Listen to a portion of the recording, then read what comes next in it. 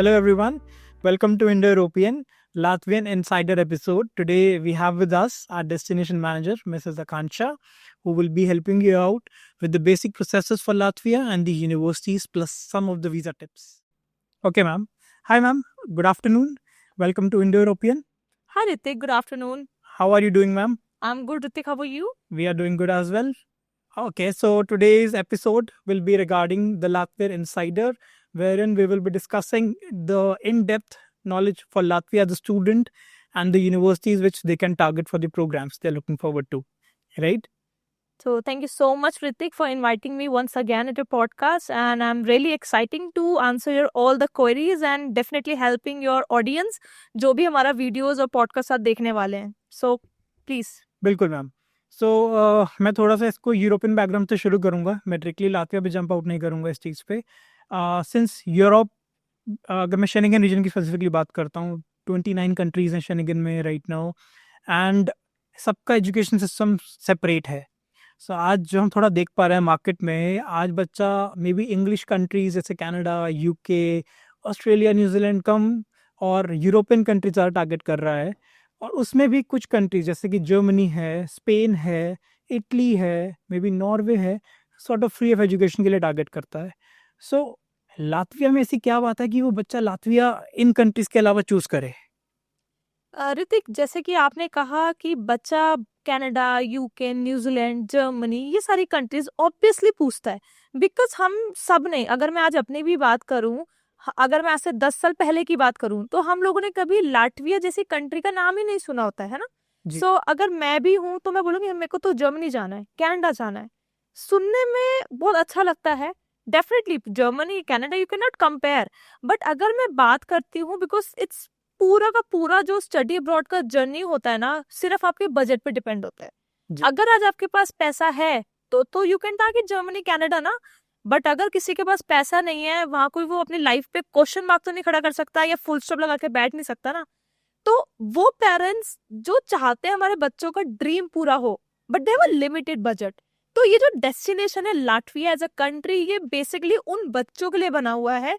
सिर्फ उनके लिए नहीं, जो चाहते हैं हम ज्यादा खर्चा नहीं करना चाहते बट बढ़िया क्वालिटी चाहते हैं. तो ये जो कंट्री है ये उन ऑडियंस के लिए है जिनके पास पैसा नहीं है but still they wanted to fulfil their study abroad dreams. Okay, so basically ये वो बच्चे टारगेट करें जिनके पास may be a limited budget but they need a high quality education. So इसी बात पे एक और मेरा सवाल आता है. जब मैं बात करता हूँ हाई क्वालिटी एजुकेशन की, सो जो भी मैं पढ़ाई लातवियन यूनिवर्सिटीज से करता हूँ, क्या वो इंटरनेशनली रिकॉग्नाइज हैं?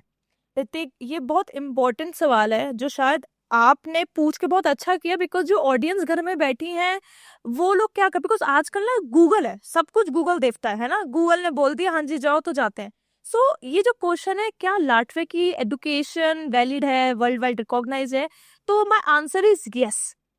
कहीं पर नहीं लिखा कि अगर आज आप लाटविया में किसी यूनिवर्सिटी से पढ़ के आ रहे हो तो आपकी डिग्री वैलिड नहीं है. It's world wide valid. अगर मैं अपने पास्ट एक्सपीरियंस की बात करूँ Hrithik, I have sent many students, काफी बच्चों ने लाटविया से पढ़ाई करके दे शिफ्टेड टू कनाडा कि जी मैम मेरे को मास्टर्स पढ़ना है. दैट मीन्स कहीं ना कहीं बच्चे की डिग्री वैलिड है तब वो कनाडा निकल रहा है. लाटविया इज अ पाथवे ताकि बच्चा लाटविया की कंट्री में जाए, सस्ते में पढ़ाई करे, अफोर्डेबल लिविंग कॉस्ट में पूरे यूरोप को एक्सप्लोर करे. ओके, ठीक है. सो अब जैसे कि आपने खुद ही अपनी स्पीच में मेंशन किया कि बच्चा लातविया से पढ़ने के बाद कनाडा मूव हो गया मास्टर्स के लिए. अब कनाडा की रिक्वायरमेंट तो कहती है 16 years of education for masters. So क्या लातविया हमें 4 ईयर ग्रेजुएशन का ऑप्शन भी देता है या सिर्फ 3 ईयर्स का देता है? ऋतिक, हर यूनिवर्सिटी का अपना अलग क्राइटेरिया है. अगर आज मैं रीगा टेक की बात करूं, they have a bachelors of science 3.5 years. अगर आज मैं तुरीबा की है यूनिवर्सिटी ऑफ लाटविया की बात करूं, they have 4 years of bachelor. So I really agree with your point कि भाई कनाडा को 4 साल की बैचलर्स चाहिए. तो ऑब्वियसली यस, अब बच्चे ने लाटविया में एक ऐसी यूनिवर्सिटी से पढ़ाई करी होगी कि भाई 4 इयर्स का रिक्वायरमेंट है, उनका डिग्री 4 साल की है, and that's the reason he opted Canada as a destination. So it's ऐसा कहीं नहीं है कि लाटविया में सिर्फ 3 साल की डिग्री है. Some universities offer you 16 years education as well. Okay, that sounds really great, students. So 16 years education is possible in Latvia. So आप उसके through maybe in future if you're planning for maybe US, Canada or maybe other country, you can target those countries, right? So अब मैं अपने अगले सवाल पे चलता हूँ कि लातविया में कॉस्टिंग क्या रहती है? सिंस अफोर्डेबल है, अब वो कितना अफोर्डेबल है उसकी भी बात करनी ज़रूरी है, बिकॉज जैसे कि एक मैंने कंपैरिजन दिया कि बच्चा जर्मनी जाके फ्री एजुकेशन पढ़ रहा है, लेकिन लिविंग कॉस्ट का पैसा तो चाहिए। Fair enough. So Latvia in comparison to Germany कितना अफोर्डेबल हो सकता है? ऋतिक, अगर मैं जर्मनी को लाटवी से कंपेयर करूं so there is a huge difference. अगर आज मैं जर्मनी की बात करती हूँ, जर्मनी सबसे ज्यादा नोन है because of free education. Right. आज अगर मैं बोलूँ ना बाहर फ्री में एजुकेशन मिल रही है, शायद सबसे पहले हम लोग भागेंगे ना, चलो चलते फ्री में पढ़ने। But in a real world nothing is called free. कुछ भी फ्री नहीं होता है। देर आर सम अमाउंट जो यूनिवर्सिटी आपसे चार्ज कर रही है। लेट्स अज्यूम आपको फ्री मिल भी गया। आपको ही पता है कि जर्मनी का लिविंग कॉस्ट 800-900 यूरो महीने का है एक नॉर्मल लाइफ स्पेंड करने के लिए। इससे कम आप नहीं कर सकते। वहीं पर अगर आज मैं लाटविया की बात करूं, I be getting a good quality education. मैं एक बैचलर्स की डिग्री पढ़ रही हूँ अच्छी पब्लिक यूनिवर्सिटी से। वहीं पर जो मेरा लिविंग कॉस्ट है कंट्री का है 200 से 300 यूरो। 300 यूरो एक नॉमिनल खर्चा है ऋतिक, एक बंदे का अपना महीने का खर्चा निकालना, खाना पीना रहना घूमना फिरना सब कुछ।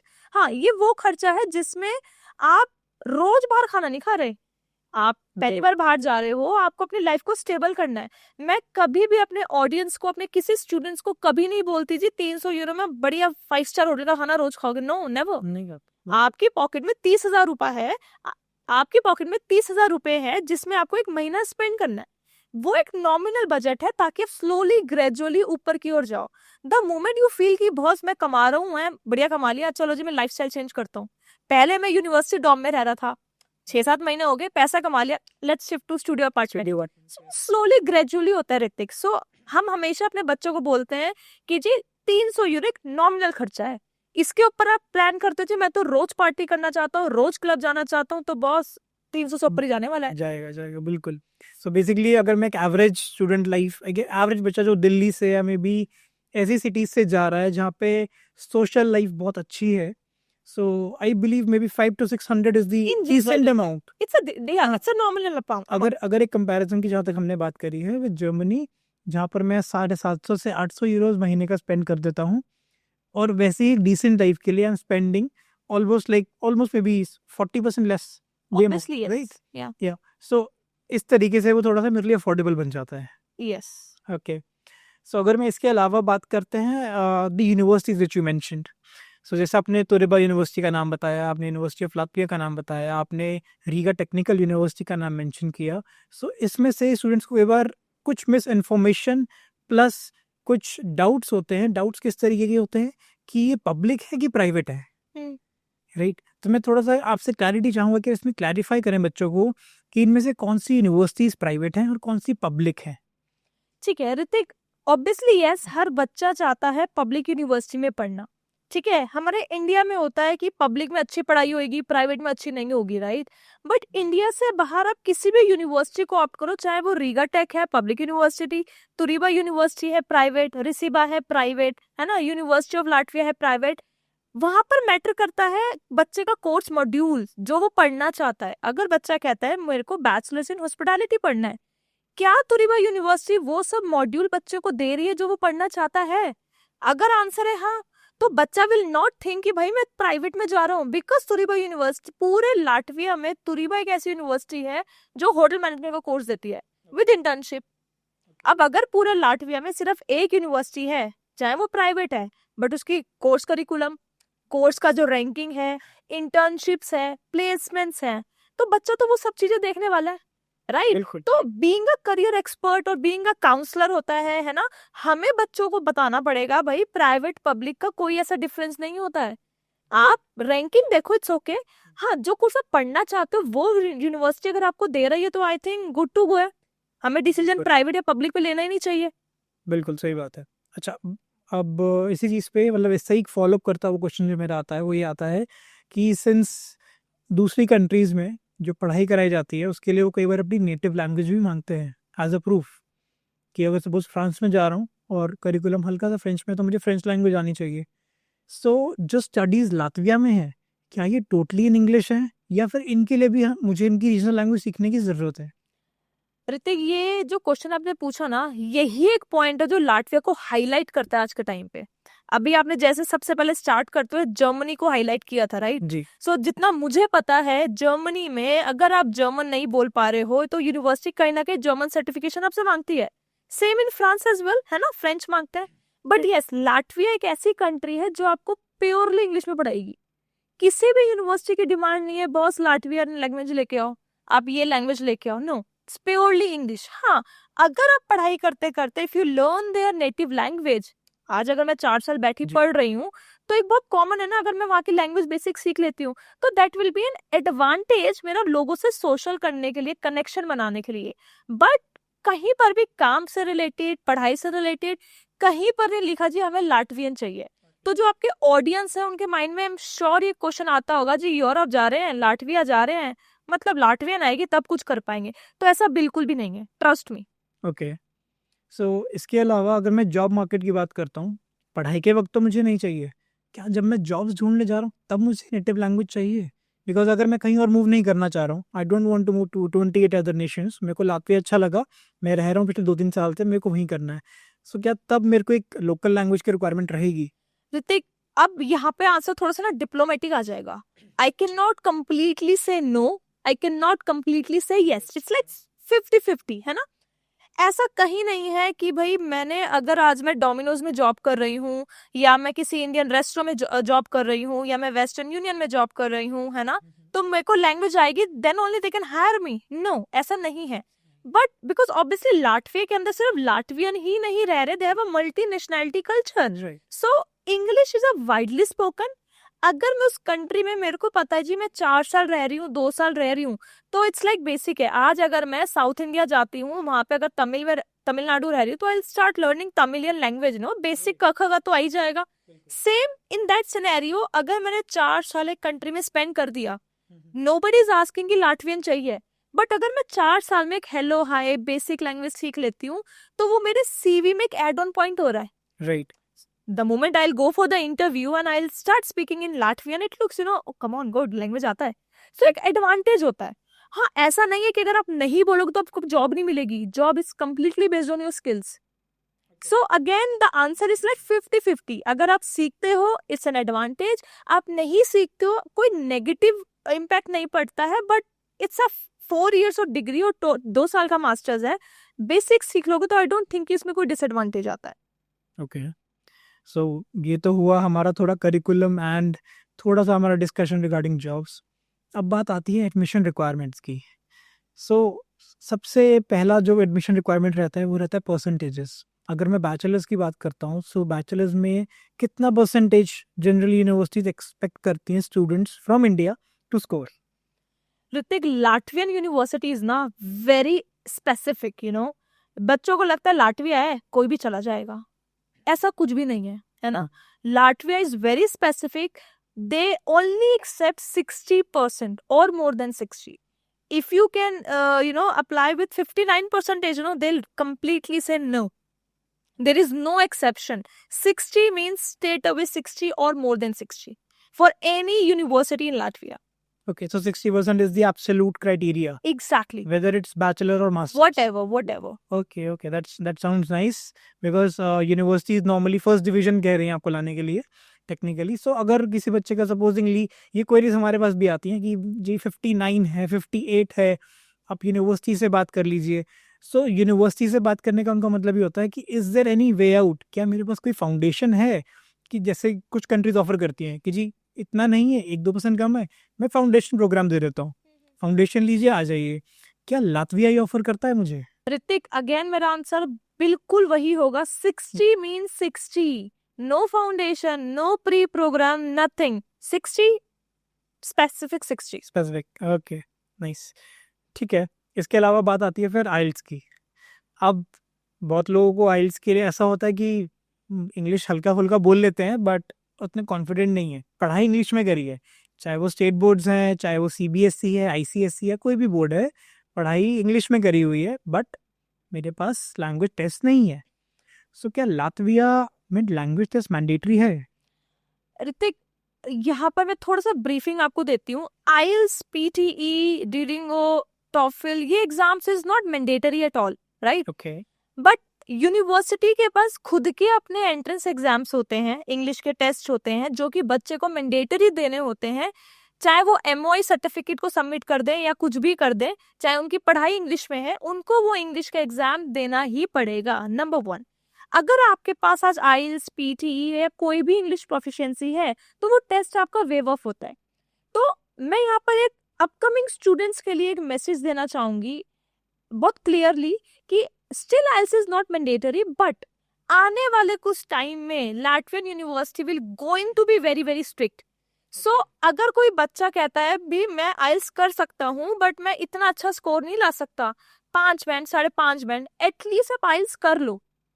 उससे क्या होता है कि आपको इंटरव्यूज में काफी हेल्प होता है, बिकॉज इंटरव्यू वॉन्ट पास, अगर आपको इंग्लिश नहीं आता है, and you can not bypass the interview part. Interview देना तो मैंडेटरी है, तो इंटरव्यू वही बच्चा दे सकता है ऋतिक जो इंग्लिश बोलता है। राइट, सो बेसिकली कहने की बात यह है कि MOI doesn't guarantee you an admission. Exact, it's just a paper. Yes, MOI से क्राइटेरिया फुलफिल हो सकता है बट एमओआई से एडमिशन गारंटी नहीं मिल यू सकती। Just replacing IELTS Yes. By MOI doesn't mean, और कहीं पर नहीं लिखा कि आपने एमओआई दी और एडमिशन गारंटी, नहीं, ऐसा नहीं है। ओके, सो आपने जैसे कि इसमें इंटरव्यू की बात करी कि इसमें एक इंटरव्यू भी होता है। सो इंटरव्यू में एग्जैक्टली लाइक उनका मोटिव क्या होता है इंटरव्यू लेने का, कि is it to test your English और to check for what purposes are you entering the borders? Hrithik, ये ना कंबाइंड इंटरव्यू होता है। ओके, आई कैन नॉट से कि सिर्फ बच्चे का इंग्लिश चेक करें, ऑब्वियसली यस, इंग्लिश तो देखना ही है ना। अब बच्चे को अगर इंग्लिश का ई भी नहीं आता है, वो समझ ही नहीं पा रहा कि सामने वाला क्या कह रहा है, वहां जाके वो पढ़ाई कैसे करेगा?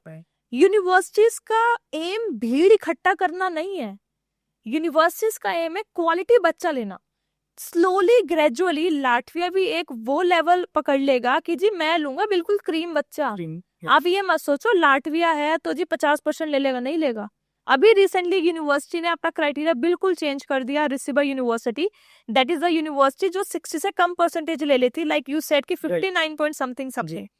Again that university is very adamant कि 60 लूंगी मैं, I cannot even accept 59। तो धीरे धीरे लाटविया भी उस एक लेवल पे आने वाला है जहां पे जर्मनी या फिनलैंड या कोई भी कंट्री है। सो हर कंट्री अपने एक स्लैब बना लेगी। तो यूनिवर्सिटीज का एम बच्चों को बुला के बिठाने का बिल्कुल भी नहीं है। So they are asking for quality cream student. आने वाले टाइम में it going to be little strict again. Right, ठीक है। तो अभी मैं थोड़ा सा मूव होता हूँ टुवर्ड्स द मास्टर्स डिग्री। अब मास्टर्स डिग्री के लिए the quality of students we are having या the queries we are having in fact वो थोड़ी सी डिफरेंट रहती है। अब डिफरेंट किस तरीके से रहती है? अब सपोज सिंस हम दिल्ली में है, so Delhi university is one of the top funds here. So Delhi university में भी 2 वर्जन है दिल्ली यूनिवर्सिटी के, that is first regular and the second is the school of open learning, right. So बच्चा कहता है कि जी DUSL से पढ़ाई करिए BCom, मुझे लातविया भेज दीजिए, मेरा बजट थोड़ा सा कम है in comparison to other countries, मैं लातविया के लिए तैयार हूँ। तो क्या SOL की डिग्री या फिर any distance education in Latvia क्या वो एक्सेप्टेबल है? ऋतिक, बहुत ही अच्छा क्वेश्चन है ये। काफी लोगों को पता ही नहीं होता कि क्या मैं कौन सी डिग्री करने के बाद लाटविया में मास्टर्स कर सकता हूँ। अब अगर आपने बोला डिस्टेंस लर्निंग, तो लाटविया में डिस्टेंस लर्निंग एक्सेप्टेड है, but from IGNOU only. Let me repeat the word again, IGNOU, right? Okay. आपने बोला SOL, school of open learning, Yes. It's not accepted. Okay, Delhi university से आपने पढ़ा है, रेगुलर कॉलेज से पढ़ा हुआ है, yes you can apply for masters in Latvia. आपने इग्नू से पढ़ा है, yes you are accepted. But अगर आपने SOL से पढ़ा है, so sorry, university won't accept your application. But इन दोनों में फर्क क्या है? बिकॉज इग्नू भी डिस्टेंस डिग्री ही दे रही है और SOL भी डिस्टेंस दे रही है। कुछ यूनिवर्सिटीज का ना क्राइटेरिया है, दे आर वेरी क्लियर कि जी हम कहीं पर भी open learning school education accept ही नहीं करेंगे। इग्नू इट्स लाइक ऑब्वियसली वो भी डिस्टेंस है, बट उनका करिकुलम, उनके modules, it's completely different as compare to Delhi university. Okay, so India में ऐसी भी बहुत यूनिवर्सिटीज़ हैं जो ये कहती हैं कि हमारी जो डिग्रीज हैं उन पर रेगुलर ही होता है लिखा हुआ, बट बच्चों ने पढ़ाई करी होती है डिस्टेंस मोड के through. So in that case क्या वो बच्चे एलिजिबल होते हैं? ऋतिक, अगर आपके प्रोफाइल में कहीं पर भी डिस्टेंस नहीं लिखा तो yes you can apply for Latvia. Okay, वो distance word, school of open learning word is not accepted. Alright, ठीक है। तो इसी के साथ मैं अब नेक्स्ट पॉइंट पे जाता हूँ, that is AIC, academic information centre. So public जो है या स्टूडेंट्स बेसिकली जो है, they would like to know कि एआईसी है क्या। उनको मिसअंडरस्टैंडिंग्स हैं या फिर पता ही नहीं है कि एआईसी होता क्या है। सो मैं चाहता हूँ कि आप इस पर थोड़ा सा लाइट पुट ऑन करें कि एग्जैक्टली एआईसी क्या है। ऋतिक, एआईसी एक बहुत इंपॉर्टेंट रोल प्ले करता है पूरे लाटविया प्रोसेस में। काफी स्टूडेंट्स सोचते हैं कि जी हम फटाफट अप्लाई कर देंगे, हम अभी नवंबर में आएंगे तो भी हमें एडमिशन मिल जाएगा, वीजा मिल जाएगा। So let me give you very clear version कि लाटविया का जो सबसे लेंदी प्रोसेस है ना, वो एडमिशन ही है। यूनिवर्सिटी खुद में आपका 1 से 2 महीना, कई बार 3 महीना ले लेती है एडमिशन देने में। एंड जो most important time taking process होता है, that's AIC, academic information centre. ये एग्जैक्टली होता क्या है? एआईसी एक गवर्नमेंट बॉडी है जो कि पूरे लाटविया में बच्चों के डॉक्यूमेंट को इवेल्युएट करती है कि जी जो भी आपकी प्रीवियस एकेडमिक एजुकेशन है, क्या वो वैलिड है, फेक तो नहीं है। आजकल इंडिया में बहुत फेक डॉक्यूमेंट्स चल रहे हैं जिसको आप शायद जज भी नहीं कर सकते वो फेक है कि नहीं, बिल्कुल। राइट? तो they have this system called AIC, जहां पर वो बच्चे का पूरा बैकग्राउंड चेक करते हैं, एकेडमिक बैकग्राउंड, जहां पर वो पता करते हैं जी बच्चे ने 10th करा है, 12th करा है, बैचलर्स करा है, क्या ये रेगुलर है, क्या ये बच्चे ने पढ़ाई करी भी है कि नहीं करी है, राइट? सो द मोमेंट आप बच्चों की काउंसलिंग करते हैं, बच्चों से मिलते हैं, तो you have to be very specific. The moment you feel कि ये क्वेश्चन मार्क लग रहा है डॉक्यूमेंट्स में, सो आप वहीं पे क्लियर कर लो बच्चे से, बिकॉज एआईसी अगर रिजेक्ट हो गया तो पूरा एप्लीकेशन रिजेक्ट है। एप्लीकेशन कहीं पर नहीं लिखा कि अगर यूनिवर्सिटी एडमिशन दे देगी बिकॉज उनको आपके परसेंटेज से मैटर है। एआईसी आपकी एप्लीकेशन रोक देगी अगर आपके डॉक्यूमेंट में कोई दिक्कत होती है तो। AIC will take generally 2 to 3 month, एक ही स्टैंडर्ड टाइमिंग है, सम टाइम इससे ऊपर भी लगता है। सो अगर आज आप जेन फेब इनटेक प्लान कर रहे हो तो this is a right time, without wasting a single day आप अभी के अभी अप्लाई कर दो। राइट। तो एआईसी मतलब सिर्फ एक यूनिवर्सिटी अप्लाई उसमें लगता है, डॉक्यूमेंटेशन में लगता है, या फिर हर जिस भी यूनिवर्सिटी में मैंने अप्लाई किया है टू गेट दी एडमिशन सब में अलग अलग फाइल करना पड़ता है? एआईसी एक सिंगल पेपर होता है। आपने आज किसी भी यूनिवर्सिटी में अप्लाई किया, you have the AIC, that means बाकी यूनिवर्सिटीज के लिए वैलिड हो। इट्स अ वन पेपर जो आपके वीजा फाइल में लग के जाता है। ओके। सो बट हमने ये भी सुना है कि एआईसी के लिए नॉर्मली जिस यूनिवर्सिटी में आपने अप्लाई किया है वही आपको हेल्प कर देती है। यूनिवर्सिटी कहीं पर भी एआईसी में हेल्प नहीं करती, यूनिवर्सिटी आपके डॉक्यूमेंटेशंस को एआईसी को फॉरवर्ड करती है, उसके बाद we all have to wait.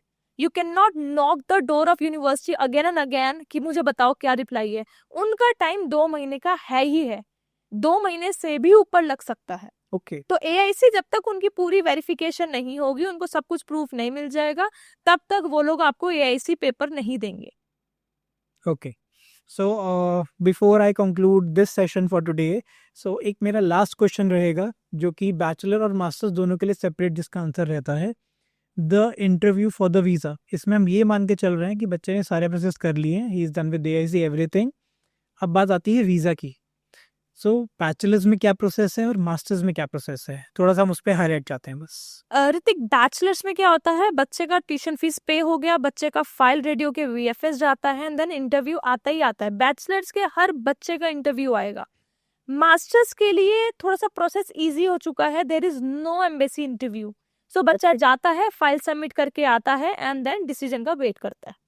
Okay. So basically अगर मैं एक चीज़ से कंपेयर करूँ या एक कंट्री से कंपेयर करूँ जहाँ पे मुझे यूरोप के लिए डेट्स लेनी पड़ती हैं, मास्टर्स के लिए भी इवन, वहाँ पर मुझे लातविया में डेट्स की रिक्वायरमेंट नहीं है। ऋतिक, यहाँ पे एक बहुत अच्छा आंसर और है। लाटविया में मास्टर्स के बच्चे को कोई डेट का वेट नहीं करना, they have a open window, file ready, Okay. File उठाओ, जाके सबमिट करके आ जाओ। Okay. Like I am sure in Germany, जैसे हम जर्मनी पे ही अभी डिबेट कर रहे थे, अगर आज मैं जर्मनी की बात करूं, जितना मैंने अभी तक देखा है पास में, जर्मनी की डेट्स ही नहीं मिलती है, राइट। बच्चा वीजा तक तो पहुंच ही नहीं पाता है। लाटविया में यही बहुत सारे पॉइंटर्स हैं कि आप अगर टारगेट कर रहे हो जनवरी इनटेक, तो आप जनवरी में चले जाओगे, राइट? आपको डेट्स के लिए स्ट्रेस लेने का कोई जरूरत नहीं होता है, क्योंकि मास्टर्स में डेट्स लेने का जरूरत ही नहीं है, ओपन विंडो है, फाइल सबमिट करके आ जाओ। So but in case of bachelors the student need process is little easy, तो वहाँ पे बैचलर्स में ऐसा डेट्स में कोई दिक्कत नहीं आता, university will help students. Okay. अच्छा, उसमें यूनिवर्सिटी हेल्प कर देती है। एग्जैक्टली, ठीक है। So basically it gets convenient for both masters and bachelors, time saving हो जाता टाइम सेविंग हो जाता है। सो ओवरऑल अगर इसको मैं कंक्लूड करूँ इस चीज़ को, so university plays a major role, क्योंकि यूनिवर्सिटी आपको हर चीज़ में हेल्प आउट है। करती है। Exactly. We being the consultants, हम आपको उस प्रोसेस में हेल्प करेंगे, Fair. डॉक्यूमेंटेशन कैसे करना है, क्या करना है, but we have the universities and students like most of the universities out there in Latvia are directly partnered with us. So you don't have to worry about anything. It's just about the admissions process and everything. For that, we have a destination manager with us, Akansha, and me and myself as a counselor is also available to help you out. Right. So I believe, thank you so much, ma'am, for today's session. It was a pleasure having you with us today for such a fruitful discussion over Latvia. We will meet you soon again for another topic. Thank you. Thank you so much, Ritik.